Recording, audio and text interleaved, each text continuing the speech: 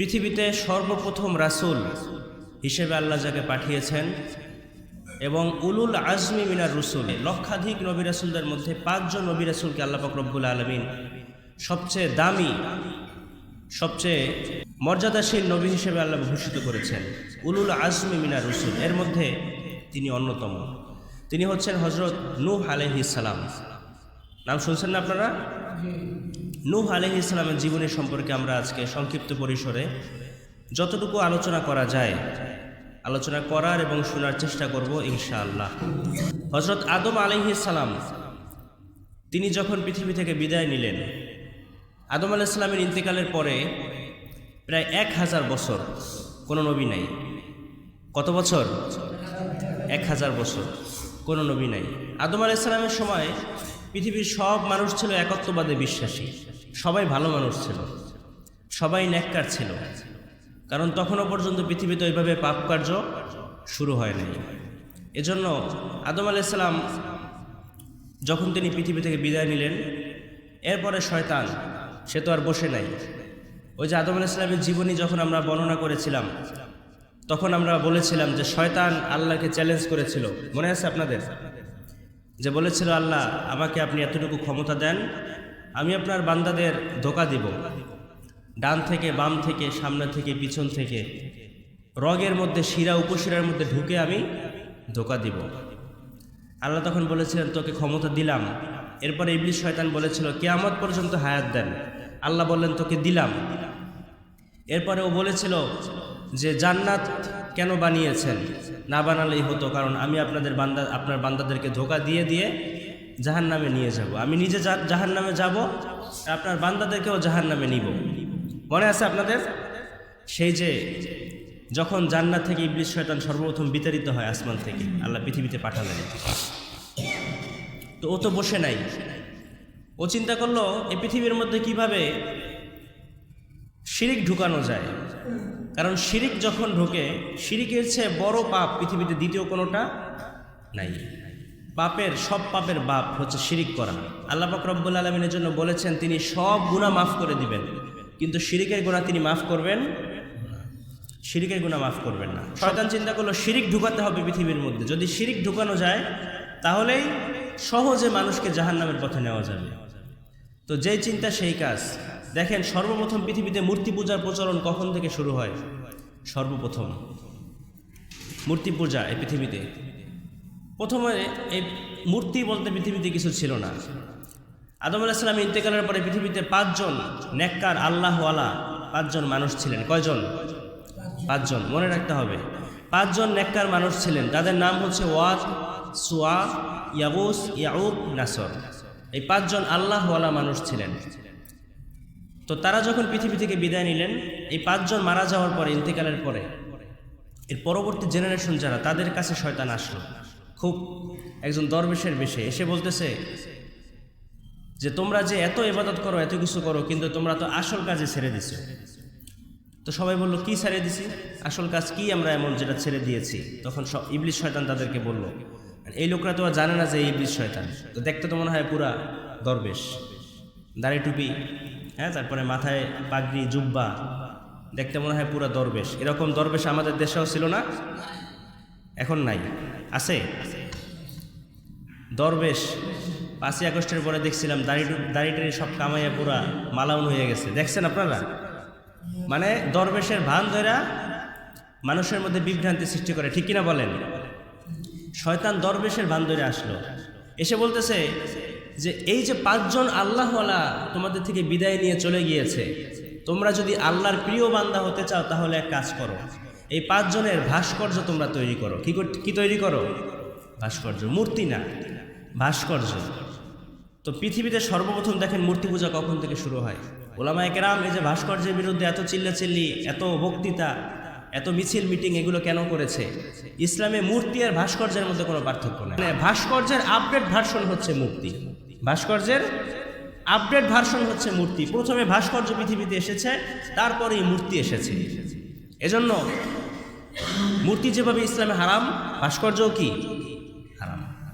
তো শয়তান বলল, এই 5 জন আল্লাহওয়ালা ওয়াদ, সুয়া, ইয়াগুস, ইয়াউক, নাসর, এই 5 জন আল্লাহওয়ালার ভাস্কর্য নির্মাণ করে তোমাদের যে মসজিদ আছে এই মসজিদের বাহিরে তোমরা এগুলো স্থাপন করো। তোমরা নামাজে ঢুকবা, নামাজ পড়ে যখন বের হবা, আসতে যেতে তোমাদের সামনে এই মূর্তিগুলো পড়বে, এই ভাস্কর্যগুলো পড়বে তোমাদের। তো তোমাদের পূর্বপুরুষদেরকে তখন তোমরা দেখবা, দেখার পরে তোমাদের মধ্যে ইবাদতের প্রতি আরও স্পৃহা সৃষ্টি হবে। তখন তোমরা মনে মনে বলবা যে আমাদের পূর্বপুরুষরা এত ভালো ছিল, আমাদেরকে তো তার মতো ভালো হতে হবে।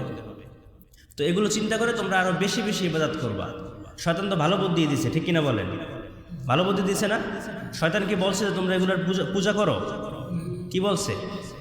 বলছে স্থাপন করে রাখো, এদের দেখবা, দেখলে তোমাদের মনের মধ্যে ইবাদতের স্পৃহা জাগবে, বেশি বেশি আল্লাহর ইবাদত করতে পারবা। কি ভালো মানুষ!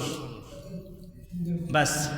তো এরপরে ঠিকই তারা এই 5 জন আল্লাহওয়ালা তাদের পূর্বপুরুষের প্রতিকৃতি তৈরি করলো, ভাস্কর্য তৈরি করে তাদের ইবাদত গাহের বাহিরে স্থাপন করলো। এবার আসতে যেতে তারা এগুলো দেখে, এগুলোর সামনে দাঁড়িয়ে তারা ভাবে আমাদের পূর্বপুরুষ কত ভালো ছিলেন, এরকম ভালো হতে হবে। তো এই জেনারেশনটা এভাবেই চলে গেল। এই জেনারেশন যারা এই ভাস্কর্য তৈরি করেছে, তারা যখন পৃথিবী থেকে বিদায় নিল, তারা মারা যাওয়ার পরে এর পরবর্তী এদের নাতিপুতি, এদের ছেলেবান যারা, তাদের কাছে শয়তান আবার আসলো। এবার এসে বলতেছে যে তোমরা এই যে ভাস্কর্যগুলো এখানে এরকম রাখছো, কিন্তু এগুলোর সামনে তোমরা কিছু চাও না, এগুলোর ইবাদত করো না, তাহলে তো তোমরা কিছুই করতে পারবে না। বরং তোমাদের বাপদাদা যারা ছিল তারা তো এগুলোর পূজা করতো, এগুলোর ইবাদত করতো, এগুলোর সামনেই তারা হাত জোর করে এগুলোর কাছে চাইতো। অতএব তোমরা এগুলো করো যদি তোমরা আল্লাহর প্রিয় বান্দা হতে চাও। নাউজুবিল্লাহ বলেন। দেখছেন, শয়তান কিন্তু একসাথেই সবকিছু সে পৃথিবীর মধ্যে এই পাপ কার্য একসাথে ঢেলে দেয় না, বরং ধাপে ধাপে আস্তে আস্তে, প্রথমে নেক্সট সুরতে, ভালো সুরতে মনে হইল এটা ভালো, এরপরেই সে পরবর্তী জেনারেশন তাদেরকে বলল যে বরং যদি তোমরা ভালো মানুষ হতে চাও, তাহলে এই যে তোমাদের পূর্বপুরুষের মূর্তি, এগুলোর সামনে তোমরা এগুলোর উপাসনা করো, এগুলোর পূজা করো। এই পৃথিবীর সর্বপ্রথম মূর্তি পূজার প্রচলন শুরু হয়। এর আগে পৃথিবীতে মূর্তি পূজা ছিল না। এই থেকেই অনেকে বলে হিন্দু ধর্মাবলম্বী সহ যারা মূর্তির পূজা করে আমার ভাইয়েরা, তারা বলে যে আমাদের ধর্ম পৃথিবীর আদি ধর্ম, পৃথিবীর সর্বপ্রথম আমাদের ধর্ম পৃথিবীতে।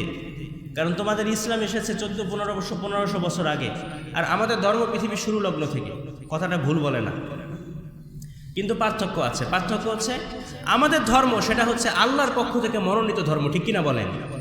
আর মূর্তি পূজার ধর্ম এটা আল্লাহর পক্ষ থেকে মনোনীত নয়, বরং এটা শয়তানের পক্ষ থেকে মনোনীত, ঠিক কিনা? ইসলাম আমাদেরকে আল্লাহ দিয়েছেন, আর মূর্তি পূজায় পৃথিবীতে সর্বপ্রথম কে আবিষ্কার করেছে? শয়তান।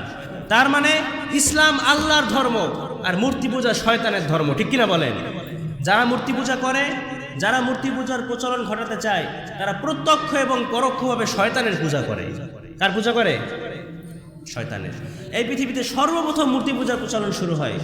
এবারে পরবর্তী জেনারেশন তারা দেধারসে এই মূর্তি বানাতে শুরু করলো, মূর্তি ইবাদত গাহের মধ্যে, ঘরের মধ্যে তারা মূর্তি রাখতে শুরু করলো, এবং এগুলোর কাছে প্রণাম, এগুলোর সামনে খাবার রাখা, এগুলোর কাছে হাত জোর করে চাওয়া, এগুলো শুরু করলো। এই পৃথিবীতে মূর্তি পূজা শুরু হয়ে যায়। ঠিক এমন একটা করুণ সময় যখন এই পৃথিবীতে মূর্তি পূজার প্রচলন শুরু হয়েছে, আল্লাহ পাক রব্বুল আলামিন যেটাকে সবচেয়ে বেশি অপছন্দ করেন, এটা যখন শুরু হয়, আল্লাহ এই পৃথিবীবাসীর হেদায়েতের জন্য, এই পৃথিবীবাসীর পথ প্রদর্শনের জন্য, তারা যেন আবার আল্লাহর দিকে ফিরে আসে, এই সতর্কবাণী দেওয়ার জন্য আল্লাহ পাক রব্বুল আলামিন আদম আলাইহিস সালামের 1000 বছর পরে হযরত নূহ আলাইহিস সালামকে ইরাকের মুসেল শহরে নূহ আলাইহিস সালামকে আল্লাহ প্রেরণ করেন। পরে সুবহানাল্লাহ, 1000 বছর পরে এমন করুণ একটা সময় নূহ আলাইহিস সালামকে আল্লাহ পাঠালেন। রব্বুল আলামিন সে কথাই বলেন, وقالوا لا تذرن آلهتكم ولا تذرن ودا ولا سواعا ولا يغوث ويعوق ونسرا وقد أضلوا كثيرا। আল্লাহ বলেন এমন একটা সময় আমি নূহকে পাঠালাম এই পৃথিবীর মানুষের হেদায়েতের জন্য। এমন অন্ধকারচ্ছন্ন সময়ে আমি নূহকে পাঠিয়েছি, যখন এই পৃথিবীর নেতৃস্থানীয় মানুষরা, যারা সমাজের মধ্যে গণ্যমান্য ব্যক্তি ছিল, তারা সর্বস্তরের মানুষদেরকে তারা বলতো লা তাযারুন্না আলিহাতাকুম, তোমরা তোমাদের উপাস্যদেরকে ছেড়ে দিও না। ওয়ালা তাযারুন্না ওয়াদ্দাও ওয়ালা সুওয়া ওয়ালা ইয়াগুসা ওয়া ইয়াউকা ওয়া নাসরা, ওই যে 5 জন আল্লাহওয়ালা যাদের মূর্তি তোমরা বানিয়েছিলে তাদের ইবাদত করা তোমরা ছেড়ে দিও না। যারা মানুষদেরকে শোধরাবে তারাই মানুষদেরকে মূর্তি পূজার দিকে আহ্বান করত। তারা বলতো সাবধান, এই ওয়াদ সুওয়া ইয়াগুস ইয়াউক নাসর এই 5 জনের ইবাদত করা তোমরা ছেড়ে দিও না। তাদের ইবাদত করলে তাদের মাধ্যমে তোমরা আল্লাহকে পাবে। পরে নাউজুবিল্লাহ। এই কঠিন সময় নূহ আলাইহিস সালামকে আল্লাহ পাঠালেন। নূহ আলাইহিস সালাম এমন একজন নবী ছিলেন, তার ব্যাপারে আল্লাহ পাক রব্বুল আলামিন কোরআনে বিস্তারিত আলোচনা করেছেন। অনেক নবী আছে তাদের ব্যাপারে আল্লাহ সংক্ষিপ্ত 1-2টা আয়াত, যেমন গত জুমায় আমরা ইদ্রিস আলাইহিস সালামের জীবনে শুনেছিলাম, মাত্র 2টা আয়াত কোরআনের মধ্যে তার ব্যাপারে ছিল। কিন্তু নূহ আলাইহিস সালামের ব্যাপারে আল্লাহ পাক রব্বুল আলামিন বিস্তারিত আলোচনা করেছেন, ডিটেইলস আলোচনা করেছেন। কুরআনের 114টা সূরার মধ্যে 28টা সূরায় 81টা আয়াতে আল্লাহ নূহ আলাইহিস সালামের ব্যাপারে আলোচনা করেছেন। পরে সুবহানাল্লাহ, 81টা আয়াত। রব্বুল আলামিন বলেন, ইন্না আরসালনা নূহান ইলা কওমিহি আন আনযির কওমাকা মিন ক্বাবলি আন ইয়াতিয়াহুম আযাবুন আলীম।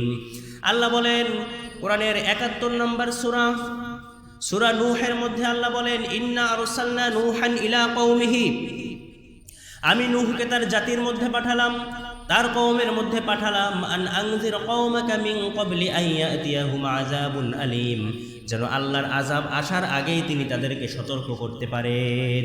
এই পৃথিবীতে যত নবী এসেছেন সব নবীরা ছিলেন সতর্ককারী। কি ছিলেন? সতর্ককারী। সব নবীরা এই পৃথিবীতে আল্লাহর দিকে মানুষদেরকে আহ্বান করেছেন। সব নবীরা পৃথিবীতে মানুষদেরকে বলেছেন, ইয়া কওমি আবুদুল্লাহ মা লাকুম মিন ইলাহিন গায়রু, ও আমার কওমের লোকেরা আল্লাহর ইবাদত করো, আল্লাহ ছাড়া কারো ইবাদত করো। আবার সব নবীরা বলেছেন, ভালো কাজ যদি করো, আল্লাহর ইবাদত যদি করো তাহলে জান্নাতে যাবে, আর যদি খারাপ কাজ করো তাহলে শুধু জাহান্নামে জ্বলবে না, বরং তোমাদের উপরে যে কোনো সময় আল্লাহর গজব চলে আসতে পারে। সতর্ক করেছেন। ঠিক সেভাবে নবী আলাইহিমুস সালামের উত্তরসূরি যারা আছেন ওলামায়ে কেরাম, পৃথিবীতে তারাও সতর্ককারী রূপে সতর্ককারীর দায়িত্ব পালন করছেন। ওলামায়ে কেরাম মসজিদে, মিম্বারে, খুতবায়, ওয়াজ মাহফিলে তারা আমাদেরকে সতর্ক করেন। ঠিক কিনা বলেন? আমাদেরকে বলেন, ভালো কাজ করো, ভালো পথে চলো, তাহলে জান্নাতে যেতে পারবে, আর নইলে আল্লাহর আযাব গজব এগুলো থেকে কেউ বাঁচাতে পারবে। সতর্ক করেন। নূহ আলাইহিস সালামকে আল্লাহ সতর্ককারী হিসেবে পাঠালেন। নূহ আলাইহিস সালাম তার কওমের লোকদেরকে ডাকলেন এবং বললেন, ক্বালা ইয়া কওমি ইন্নী লাকুম রাসূলুম মুবিন আন ইবুদুল্লাহা ওয়াত্তাকুহু ওয়া আতিউন। নূহ আলাইহিস সালাম তার কওমের লোকদেরকে ডাক দিলেন, ক্বালা ইয়া কওমি, হে আমার কওমের লোকেরা, ইন্নী লাকুম রাসূলুম মুবিন, নিশ্চয়ই আমি একজন প্রকাশ্য রাসূল, আল্লাহ আমাকে রাসূল হিসেবে তোমাদের মধ্যে পাঠিয়েছেন। আন ইবুদুল্লাহ ওয়াত্তাকুহু ওয়া আতিউন, তোমরা আল্লাহর ইবাদত করো, আল্লাহর আনুগত্য করো, আল্লাহকে ভয় করো। তাহলে কি হবে? ইয়াগফির লাকুম মিন যুনুবিকুম ওয়া ইউআখিরকুম ইলা আজালিম মুসাম্মা ইন্না আজালাল্লাহি ইযা জাআ লা ইউআখখার লাউ কুনতুম তা'লামুন। নূহ আলাইহিস সালাম তার কওমের লোকদেরকে বললেন, ইয়াগফির লাকুম, আল্লাহ তোমাদেরকে মাফ করে দিবেন, যুনুবাকুম, তোমাদের গুনাহসমূহ, তোমরা যে গুনাহগুলো করো এগুলো আল্লাহ মাফ করে দিবেন। এত বছর তোমরা যে মূর্তি পূজা করেছো, শিরিক করেছো, সব আল্লাহ মাফ করে দিবেন। এবং তোমাদেরকে ওয়ায়ুআখিরুকুম ইলা আজালিম মুসাম্মা, নির্দিষ্ট একটা সময় পর্যন্ত আল্লাহ তোমাদেরকে বাঁচিয়ে রাখবেন, হায়াত দিবেন। নিশ্চয় যখন আল্লাহর সেই নির্দিষ্ট সময় এসে যায় তখন সেটা থেকে কেউ নিস্তার পেতে পারে না। এজন্য সব মানুষের একটা নির্দিষ্ট সময় আছে না? নির্দিষ্ট সময় শেষ হয়ে গেলে সে পৃথিবী থেকে বিদায় নিয়ে চলে যায়। তো নূহ আলাইহিস সালাম তার কওমের লোকদেরকে ভাবে আহ্বান করতে লাগলেন, বুঝাতে লাগলেন। কিন্তু দুঃখের বিষয়, নূহ আলাইহিস সালামের ডাকে সর্বপ্রথম যারা বিরোধিতা করেছিল তারা ছিল সমাজের নেতৃস্থানীয় যারা ছিল, সমাজের নেতা যারা ছিল, গণ্যমান্য ব্যক্তি যারা ছিল, রাষ্ট্র ক্ষমতায় যারা ছিল, তারাই এই নূহ আলাইহিস সালামের এই দাওয়াতের সর্বপ্রথম বিরোধিতা করেছে। তাদের 5টা আপত্তি ছিল। কয়টা? 5টা। নূহ আলাইহিস সালাম এই যে দাওয়াত দিলেন, তারা 5টা আপত্তি করলো। বলল, নূহ, আমাদের এই 5টা আপত্তি আছে। 1 নাম্বার, আল্লাহ কোরআনের মধ্যে বলেন, فقال الملأ الذين كفروا من قومه ما نراك إلا بشرا مثلنا। 1 নাম্বার আপত্তি, তারা বলল, নূহ, فقال الملأ الذين كفروا من قومه, তার কওমের নেতা যারা ছিল তারা বলল, নূহ, মা নারাকা ইল্লা বাশারাম মিসলানা, আমরা তো তোমাকে মানুষ ছাড়া অন্য কিছু দেখি না, আমি তো দেখি আমিও যেরকম মানুষ তুমিও সেরকম মানুষ, তাহলে তুমি নবী কেমনে হইলা? একটা আপত্তি তারা বলল যে যদি তুমি মানুষ হও আমাদের মতো তাহলে তুমি নবী কেমনে হইলা? বরং আল্লাহ যদি নবী হিসেবে তোমাকে পাঠান, তোমাকে বাদ দিয়ে আল্লাহ কেন আসমান থেকে ফেরেশতা পাঠান না? অথবা ফেরেশতারা এসে কেন বলে দিয়ে যায় না যে নূহ আল্লাহর নবী? কি উদ্ভট যুক্তি। 2 নম্বরে তারা বলল ওয়ামা নারাকা তাবাকা ইল্লাল্লাযীনা হুম আরাদিলুনা বাদিয়ার রাই। 2 নম্বরে তারা বলল ও নূহ, আমরা কেন তোমার অনুসরণ করব? আমরা কেন তোমার প্রতি ঈমান আনবো?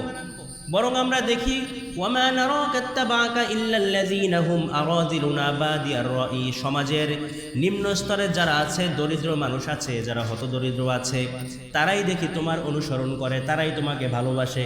সমাজের গণ্যমান্য নেতৃস্থানীয় যারা আছে, সমাজের বড় বড় নেতা যারা আছে, তারা কেন তোমাকে অনুসরণ করে না? তারা কেন অনুসরণ করে না? সমাজের নিম্ন স্তরে যারা আছে তারা তোমার অনুসরণ করে, তাইলে আমরা কেন তোমাকে অনুসরণ করব? 3 নাম্বার তারা বলল ওয়ামা নারা লাকুম আলাইনা মিন ফাদলিন বাল নাযুন্নুকুম কাযিবিন। 3 নাম্বার আপত্তি তারা বলল ওয়ামা নারা লাকুম আলাইনা মিন ফাদল, বরং নূহ আলাইহিস সালামকে তারা বলল যে আর আমরা যে তোমাদেরকে অনুসরণ করব, যারা তোমাদেরকে অনুসরণ করেছে তাদের এরকম কোনো টাকা পয়সা নাই, ধন সম্পদ নাই, ক্ষমতাও নাই, তাইলে আমাদের এই ক্ষমতা, প্রভাব, প্রতিপত্তি এত কিছু থাকার পর আমরা কেন তোমাকে অনুসরণ করব? বরং তোমার এই যে ক্ষমতা নাই, আমরা ক্ষমতা ছেড়ে দিয়ে আমরা তোমার অনুসারী হয়ে আমরা নিম্ন স্তরের সমাজের মানুষে পরিণত হব, এটা হতে পারে না। কিন্তু বলেন, ইসলাম পৃথিবীতে এসেছে সমাজের মানুষের প্রাপ্য অধিকার বুঝিয়ে দিতে, ঠিক কিনা? সমাজের ধনী এবং গরিব সবাইকে এক কাতারে দাঁড় করানোর জন্য ইসলাম পৃথিবীতে আগমন করেছে, ঠিক কিনা বলেন? ইসলামে ধনী গরিবের কোনো ভেদাভেদ আছে? ভেদাভেদ নাই। ইসলামে ধনী গরিবের মর্যাদা সমান, বরং ইসলামী মানুষের সমান অধিকারকে নিশ্চিত করেছে। নূহ আলাইহিস সালামের কওমের লোকেরা নূহকে বলতো, নূহ তুমি তো চাও এই যে নিম্ন স্তরের লোক যারা আছে, যাদের টাকা পয়সা নাই, ধন সম্পদ নাই, এদের সবাইকে তুমি নিজের হাত করে নিয়েছো। আমরা এই যে নেতা যারা আছি, সমাজের গণ্যমান্য ব্যক্তি যারা আছি, এই সমস্ত লোকদের হাত করার মাধ্যমে তুমি মনে হয় সমাজের নেতৃস্থানীয় যে স্থানটা আছে, এই যে রাষ্ট্র ক্ষমতা আছে, এই রাষ্ট্র ক্ষমতাকে তুমি দখল করতে চাও। নূহ আলাইহিস সালামকে তারা বলতো তুমি এই সমস্ত লোকদের মাধ্যমে তুমি এই যে রাষ্ট্র ক্ষমতা দখল করতে চাও, তোমার মনে হয় প্ল্যান এইটাই।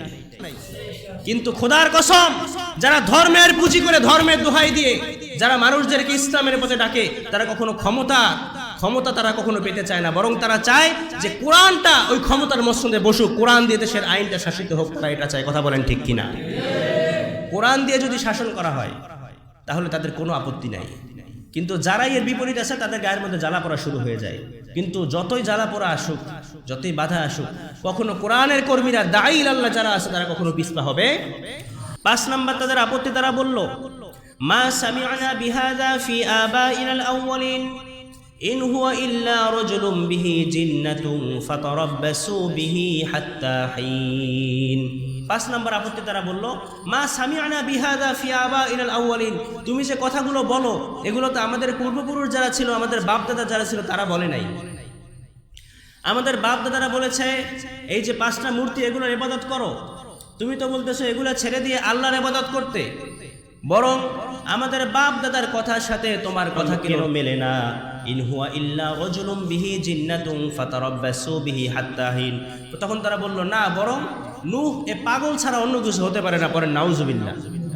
এই পৃথিবীতে এখনো শুধু অন্য ধর্মের আমাদের মধ্যে এরকম আছে, কোন একটা মাসআলা কুরআন এবং হাদিসের আলোকে যদি প্রকাশ করা হয়, কোনো আলেম বলে, তাইলে তখন বলে যে আমাদের বাপদাদার এগুলো করছে, 14 গোষ্ঠী ধরে আমরা এগুলো করে আসতেছি, আর আপনি নতুন নতুন মাসালা আবিষ্কার করছেন, অথচ সে কোরআন হাদিস দিয়ে বলতেছে।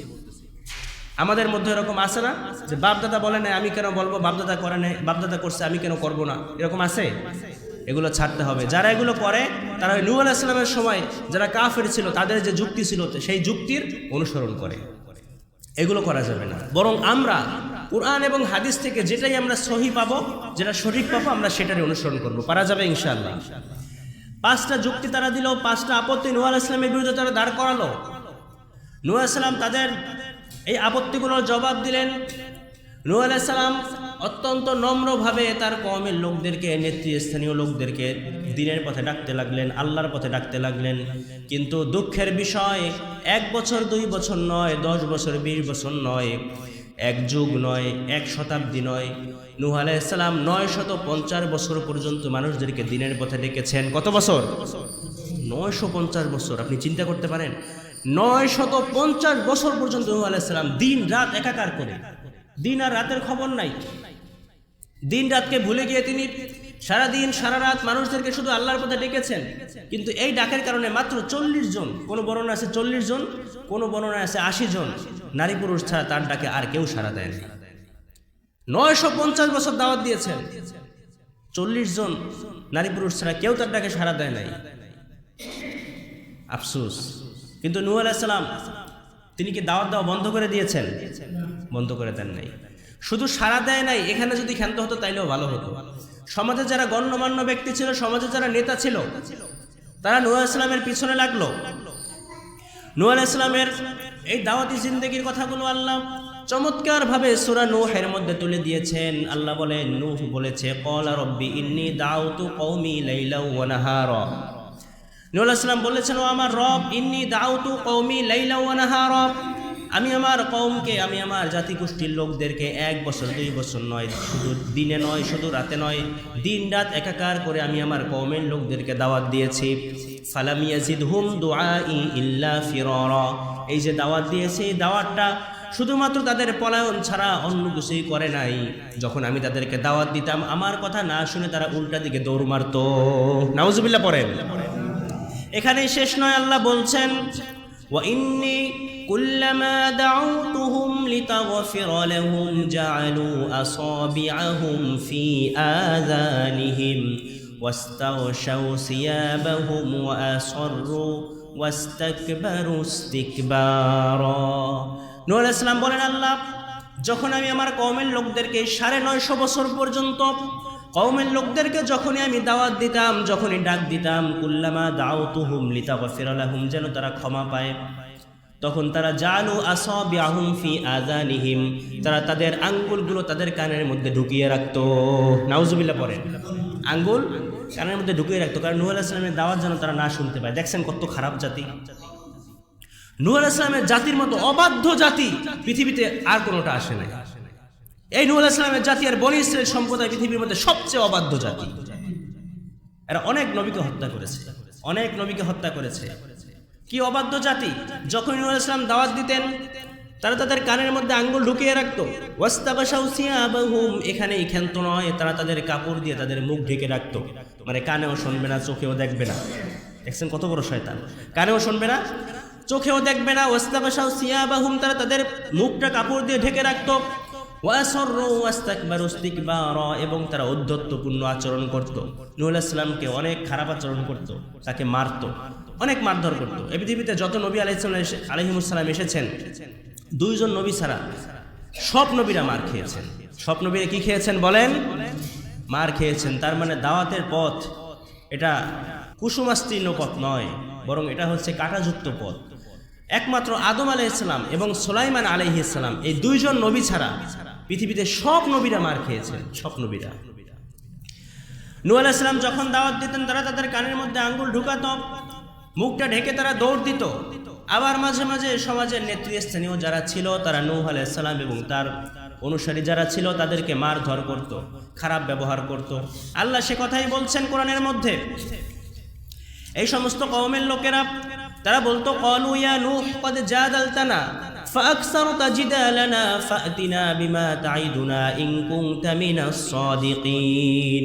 তারা বলতো, নূহ অনেক হয়েছে, অনেক দাওয়াত দিছো, তোমার সাথে আমাদের সাথে তর্ক বিতর্ক অনেক হয়েছে, এত তর্ক বিতর্কের মধ্যে যে লাভ নাই। তুমি যদি ভালো মানুষ হও, তুমি যদি সত্যবাদী হও, তাহলে তুমি যে আযাবের ভয় আমাদেরকে দেখাও, যে আমরা যদি ঈমান না নিই তাহলে আল্লাহর পক্ষ থেকে আযাব চলে আসবে, এই আযাবের ভয় যে দেখাও, তুমি সত্যবাদী হলে সেই আযাব আমাদেরকে নিয়ে এসে দেখাও। আল্লাহকে বলো সেই আযাব যেন আমাদের কাছে পাঠিয়ে দেয়, আমরা সেই আযাব দেখতে চাই। নাউজুবিল্লাহ পড়েন। দেখছেন কি খারাপের খারাপ। এখানে ক্ষান্ত না, আরো একটা আয়াত আল্লাহ বলেন, ক্বালু লা ইল্লাম তানতাহি ইয়া নূহ লাতাকুনান্না মিনাল মারজুমিন। তারা নূহ আলাইহিস সালামকে বলতো, ও নূহ, তুমি যদি এই দিনের দাওয়াত দেওয়া থেকে পিছপা না হও, দিনের দাওয়াত দেওয়া বন্ধ না করো, লা ইল্লাম তানতাহি ইয়া নূহ লাতাকুনান্না মিনাল মারজুমিন, আমরা পাথর মেরে তোমার মাথাটাকে চূর্ণ বিচূর্ণ করে দিব। নাউজুবিল্লাহ। পাথর মেরে তোমার মাথাটা চূর্ণ বিচূর্ণ করে দিব, তোমাকে শেষ করে দিব। কিতাবের মধ্যে মুফাসসিরিনে কেরাম লেখেন নূহ আলাইহিস সালামের 950 বছর দাওয়াত দেওয়ার কারণে তার কওমের নেতৃস্থানীয় যারা ছিল তারা নূহ আলাইহিস সালামকে শুধু মারধর করতো না, মারতে মারতে মারতে মারতে আল্লাহর নবী উলুল আজমি মিনার রসুল মারতে মারতে তাকে বেহুশ করে ফেলতো। যখন নূহ আলাইহিস সালাম বেহুশ হয়ে যেতেন তার কওমের ওই সমস্ত খারাপ লোকেরা নূহ আলাইহিস সালামকে বস্তার মধ্যে ভরে বস্তাটাকে পাহাড়ের চূড়ার উপরে রেখে আসতেন। নাউজুবিল্লাহ পড়েন। পাহাড়ের চূড়ার উপরে রেখে আসতেন বস্তাবন্দি করে। আবার নূহ আলাইহিস সালাম হুঁশ ফিরে পেতেন। হুঁশ ফিরে পাওয়ার পরে আবার তিনি কওমের লোকদের কাছে আসতেন, এসে আবার তিনি আল্লাহর পথে ডাকতেন। দেখছেন এত কিছুর পরেও তিনি দিনের দাওয়াত দেওয়া থেকে, এত মারধরের পরে দাওয়াত দেওয়া থেকে পিছপা হন। এজন্য যারা সত্যিকারে দাঈ ইলাল্লাহ, যারা সত্যিকারে মানুষদেরকে দিনের পথে ডাকে, আল্লাহর পথে ডাকে, যত বাধা আসুক বিপত্তি আসুক তারা কখনো আল্লাহর দিনের দাওয়াত পৌঁছানো থেকে তারা কখনো পিছপা হয়। নূহ আলাইহিস সালামও পিছপা হন নাই। এত আপত্তি, এত কথা বলতো, নূহ তুমি পাগল, নূহ তুমি এইটা, নূহ তুমি সেইটা, কত ধরনের অভিযোগ তার ব্যাপারে তার কওমের লোকেরা দিয়েছিল। কালের আবর্তনে, যুগের বিবর্তনে এই সমস্ত গালিগুলো যারা দাঈ আল্লাহর কাজ করে তাদেরও শুনতে হয়, ঠিক কিনা বলেন? নূহ আলাইহিস সালাম পিছপা হন নাই 950 বছর। রব্বুল আলামিন বলেন ওয়ালাকাদ আরসালনা নূহান ইলা কওমিহি ফালাবিসা ফীহিম আলফা সানাতিন ইল্লা 50 আমা।